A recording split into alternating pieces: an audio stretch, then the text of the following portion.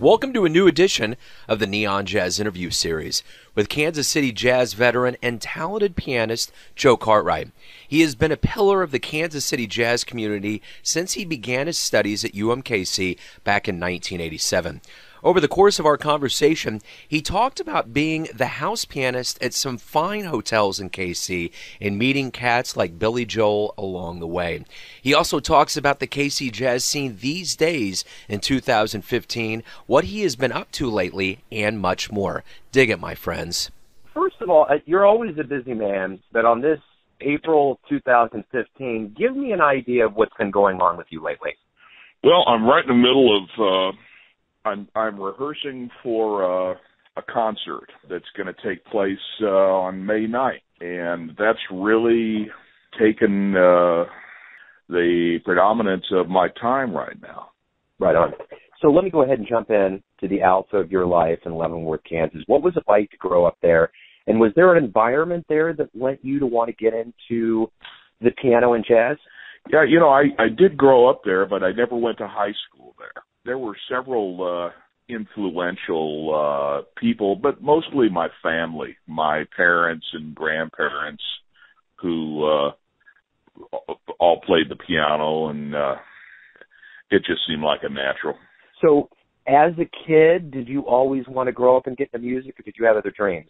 By the time I think I was 11 or 12, I pretty much knew that I wanted to be in music. So in 1987, pursuant to that dream, you got your Bachelor of Music in Piano Performance at UMKC. What did you learn there? What was it about that time that really fostered either a jazz or a music mentality for you? Well, it was a really intensely productive time for me because during the entire time that I was studying at UMKC and working towards a degree in piano performance, I also had my first jazz gig, and I was playing 6 nights a week at the same place for pretty much all 7 years. And that was my next question. You're synonymous with jazz piano in Kansas City, and you've had gigs at the Phillips House, Alameda Plaza, the Ritz-Carlton. Did you like being the house pianist? What was it like to have that regular kind of gig on a nightly basis? Let me put it this way, Joe. It was a great gig. But playing solo piano can be a lonely existence. Yeah. Well, I keep thinking about the stories and probably the characters that you would have run into, kind of like the Piano Man, not to be cliche, but it seems like you would have probably garnered a lot of relationships and seen a lot from the Keys all those years.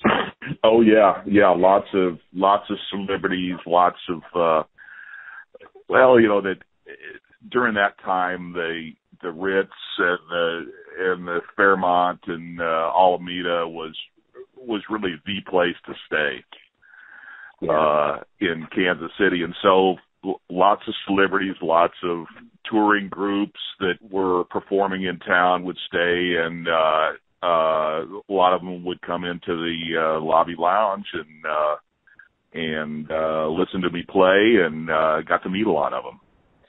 You have any good stories, saved for radio, that related to any of those guys that came breathing through that you had a good experience with? Well, speaking of the Piano Man, Billy Joel did come in. He was a super nice guy, really nice guy, and he was passing through the lobby and heard me playing, came in and listened to me for a minute. Then he came over and introduced himself. He was very complimentary. He asked me if I was playing any place else. I told him that I had a gig on a preceding night at Plaza 3, and it happened that he was staying over in town, and he and his entourage came to the Plaza 3 and heard us play. Oh, cool, man. That was very cool. Yeah, very, very cool. So let me get into, you performed at the University of Nebraska, Oklahoma. You've been all over the place, D.C., you've been spots here and there. Is there a spot that you played at that really was special to you? You're like, man, that was a cool gig, a cool place, cool time. And it's hard to pinpoint, one particular gig. I'd have to say that, my experience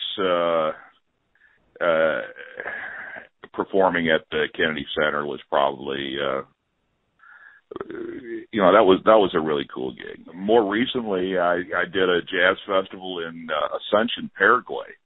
Oh, wow. That was a couple of years ago. And that was a really cool gig. Yeah, I bet. And then you performed with Max Roach, Eddie Harris, the late great Clark Terry, Claude Feather-Williams. What was it like to be around people of that caliber, such accomplished musicians that had such clout, to be on stage and perform with them? What was that like? It was inspirational, but just about every one of those musicians, that in my experience, when I've had been fortunate enough to rub shoulders with some of the really great artists, by and large, all of them are just really down home, humble, not pretentious. They're just plain folks. Yeah. Is the beauty. And that's what I discovered. Yeah. I get that sense with jazz musicians, definitely.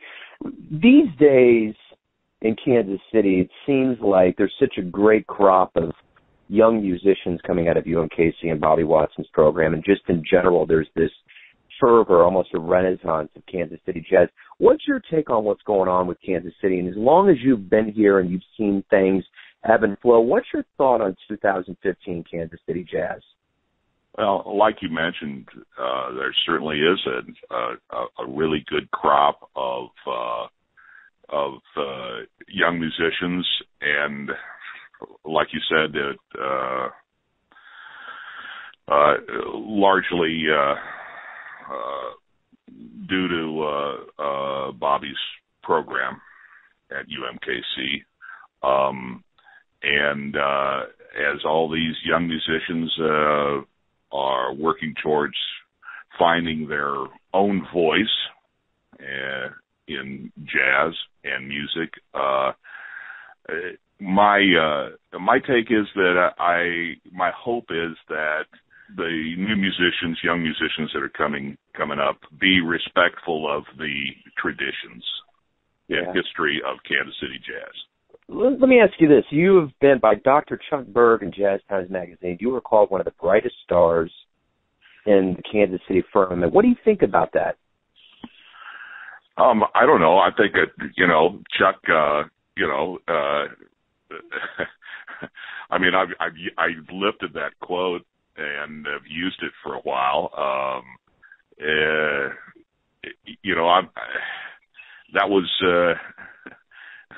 That quote's probably a good 20 years old. Yeah. I mean, I'm not sure what to say about that. I just thought I'd throw it out there. I thought it would just something to chew on. But let me give you something more to chew on here. You're the musical director for the 12th Street Jump. What's it like to work on a program that celebrates jazz and has such a good audience poll and is doing so much good for jazz? I really think that the 12th Street Jump radio show I think it's really important because we're putting out Kansas City jazz to over 100 stations, NPR stations around the country. And it's an excellent opportunity to be able to export Kansas City jazz. And I have to give credit to the executive producer, Mark Edelman.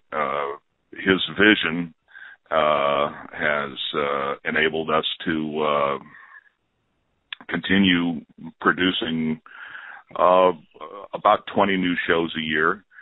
And we've been at it for about 5.5 years now. Let me ask you this. Over the years, of all the people that have taught you about music, who taught you the most? That's a good question. I could break that down into, who helped me the most with, technique, who was the most inspirational as far as developing improvisational chops. But, one man stands out, and that was my high school band teacher in Davenport, Iowa, Davenport Central High School. His name was Don Jackson. And just a short story. Yeah. I had been playing French horn in the band, also studying classical piano during that time, and was developing an interest in jazz. And I would go into the practice rooms at the high school and try to learning jazz and really kind of entertaining myself. And Don Jackson took an interest in listening to me, and he was also played jazz piano among other instruments. And I went in for a lesson on my French horn one day, and he said, "Joe, why don't you put that French horn away and we'll have a lesson on piano today?" Yeah. And he started giving me jazz piano lessons. And fortunately, then I dropped the French horn, which I never was really well suited for that instrument. But as it turned out, during the next summer, Don got me a gig with a regional band, a dance band that he'd been playing with, and allowed me to sub for him for an entire summer. And that, coupled with the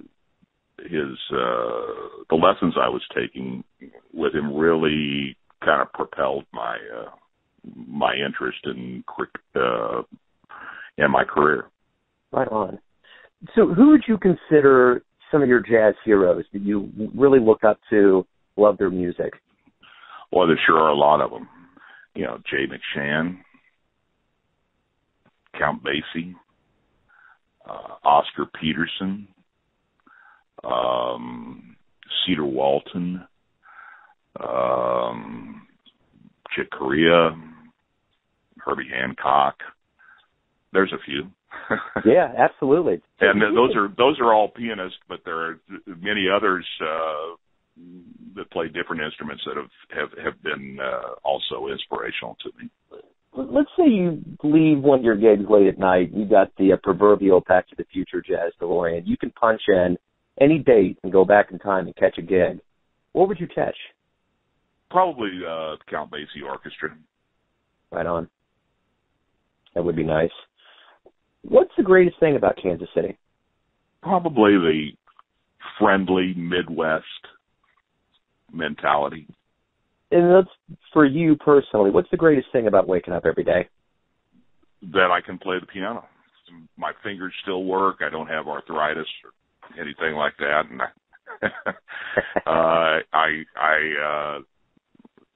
I'm fortunate to be able to do the one thing that I really love to do every day, and that's play the piano. Right on. And this last question here is by no means a swan song. I'm just curious, how do you want to be remembered in the annals of Kansas City jazz? Like my epitaph?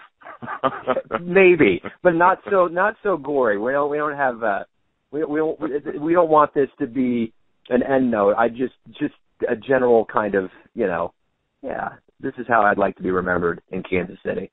That all the music that I performed came from the heart. Perfect.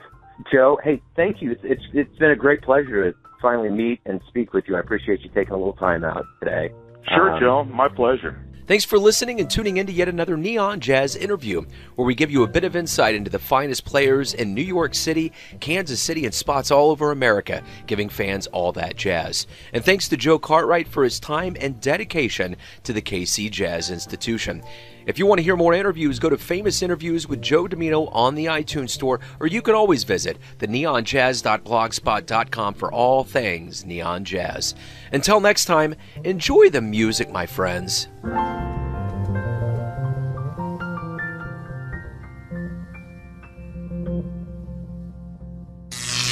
Neon Jazz.